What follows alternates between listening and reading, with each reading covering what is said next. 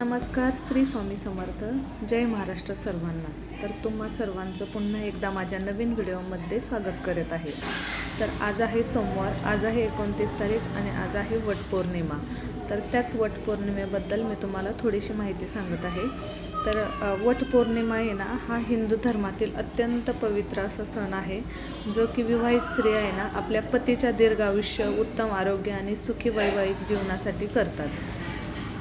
वटपौर्णिमा हा सण आहे ना सावित्री आणि सत्यवान यांच्या पौराणिक कथेवर आधारित आहे. सावित्रीने आपल्या दृढ निश्चय आणि भक्तीच्या जोरावर आहे ना यमराजाकडून आपल्या मृत पतीचे म्हणजे सत्यवानाचे प्राण परत मिळवले होते. तेव्हापासून पतीच्या अखंड सौभाग्यासाठी हे व्रत करण्याची प्रथा आहे. म्हणजे सत्यवानाने सावित्रीसाठी हे व्रत केले होते आणि यमाकडून सत्यवानाचे प्राण परत घेतले होते, अशी आख्यायिका आहे. तर नातं आपल्या रोजच्या जीवनात माणसाचं नातं पण असं असावं वडाच्या झाडासारखं, कधी सावली देणारं तर कधी आधार देणारं, पण कितीही संकट आली ना तरी पण मुळाशी घट्ट उभं राहणारं असं आपलं नातं हवं आहे. तर ना वडाचं झाड असे एकमेव झाड आहे की ते ना 24 तास ऑक्सिजन बाहेर टाकतं आणि त्याच्या पारंब्यामधून ना एक द्रव्य निघतो, जो महिलांच्या आरोग्यासाठी ना खूप युजफुल असतो. म्हणून त्या खाली ना वावर असावा म्हणून एक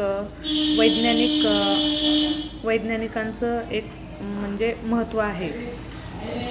पण या कारणांनी ना बायका वडाखाली काय बसणार नाहीत, म्हणून मग ना त्याला या कथेची जोड दिली आहे, जेणेकरून ना त्या वडाखाली वावरतील. आपल्या प्रत्येक सणामागे एक वैज्ञानिक कारण आहे. त्यामुळे ना वडाची पूजा केल्याने ना खूप चांगलं असतं आणि म्हणजे वैज्ञानिक पण कारण आहे आणि पौराणिक पण अशी खूप सारी कथा आहे. तर प्रत्येक स्त्रिया सजून धजून मस्तपैकी वडाला जाऊन आपल्या पतीच्या दीर्घायुष्यासाठी प्रार्थना करत होती जिकडं तिकडं.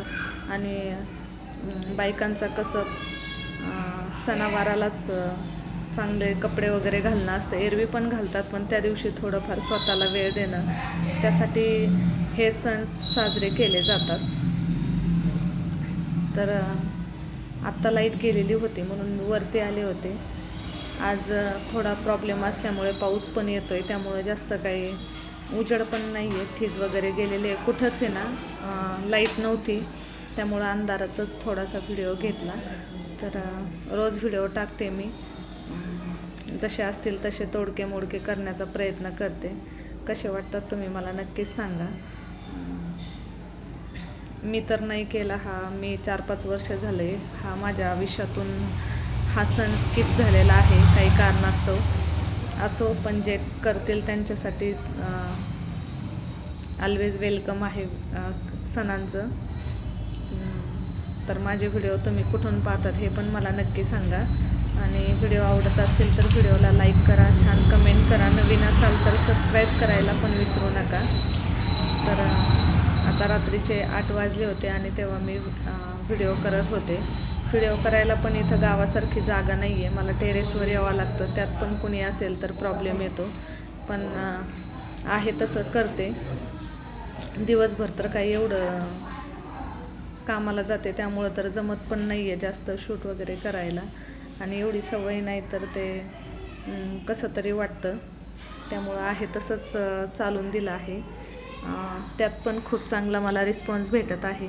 तर आत्तापर्यंत दिला तसा इथून पुढे पण देताल मला अशी अपेक्षा आहे.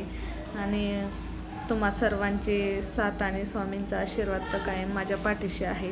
त्यामुळं मला असं वाटतं आहे की मी आयुष्यात काहीतरी करेल, कारण आत्तापर्यंत पण मला माझ्या स्वामींनी कधीच एकटीला सोडलं नाही आणि यापुढं पण नाही सोडणार.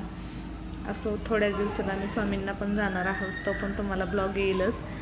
तर पुन्हा एकदा सर्वांना वटपौर्णिमेच्या खूप साऱ्या शुभेच्छा आणि प्रत्येकाच्या आयुष्यात असा वटपौर्णिमेसारखा सुंदर क्षण आहे ना साता जन्म यावा हीच ईश्वराकडे प्रार्थना करेल.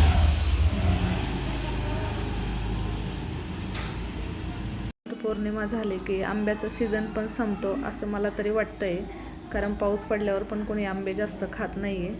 तर शेवटचा वडाला आंबा ठेवूनच म्हणजे पूर्ण हे करतात असं मला वाटतंय. तर कसा वाटला व्हिडिओ नक्कीच सांगा.